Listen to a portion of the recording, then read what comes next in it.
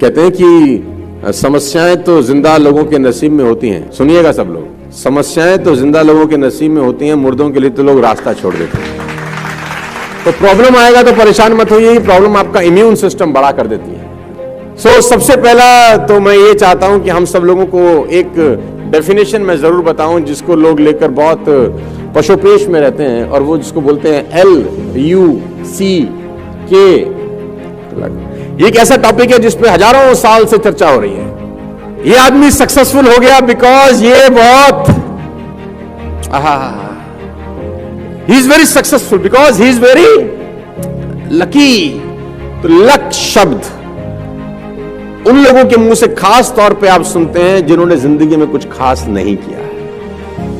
People have bad philosophies, उनके पास कुछ पुरानी कहानियां हैं जिनको वो लेके आज भी चल रहे हैं। टाइम बदल गया है, खाली हाथ आए थे खाली हाथ जाएंगे, ये बात बिल्कुल ठीक है। दुनिया में कोई आदमी ना भरे हाथ आया है ना भरे हाथ गया, लेकिन सवाल खाली हाथ आने और खाली हाथ जाने के बीच का है कि आप ऐसा क्या करके जाएंगे कि आपको सिकंदर की तरह याद रखा जाए। जाएंगे तो सब यार, कोई आदमी कोई अश्वत्थामा नहीं है जो युगों युगों तक जिएगा, सबने जाना है।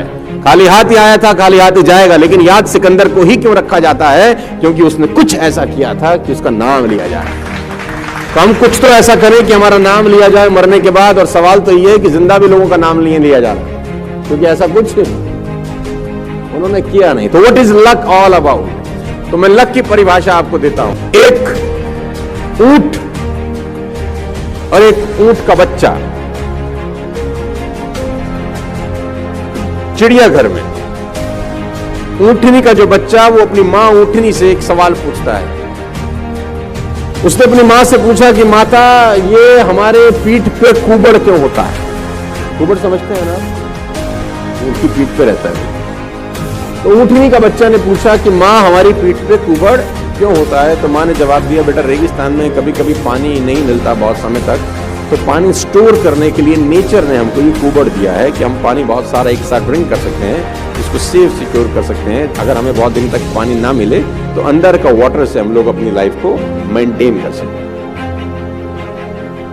तो उस बेटे को बात समझ में आ गई, उसने कहा वेरी गुड। उसने बोला, माँ हमारे ये पैर इतने बड़े बड़े क्यों हैं, ये पंजे हमारे इतने बड़े बड़े क्यों होते हैं? तो उसकी माँ ने बोला, बेटा रेगिस्तान बहुत लंबा होता है, तो दूर तक जाना होता है, तो दूर तक जाने के लिए ईश्वर ने हमको बड़ा पंजा दिया है, बड़े पैर। बेटे ने तीसरा सवाल पूछा कि हमारी आंखों के आगे इतने बड़े बड़े बाल क्यों हैं ये?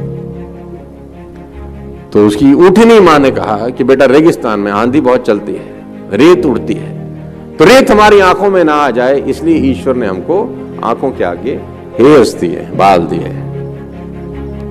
अब वो जो ऊँटनी का बेटा था उसने चौथा सवाल पूछा, और उस चौथे सवाल ने उसकी मां को चारों खाने चित कर दिया।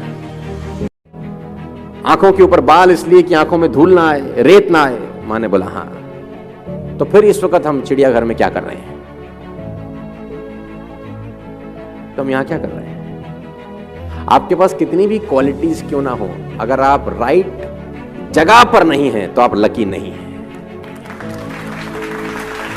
What is luck? सही जगह पर सही समय पर सही लोगों के बीच में बैठना है लक। सही जगह पर सही समय पर और सही लोगों के बीच में बैठने को बोलते हैं लक। तो आप बहुत लकी हैं कि आप सही जगह पर हैं, सही समय पर हैं और सही लोगों के बीच में हैं। मैं ये चाहता हूं कि आप एक बार अपने लिए जरूर ताली बजाएं, क्योंकि ये जो माहौल है ना, ये सारा का सारा खेल माहौल का है यार।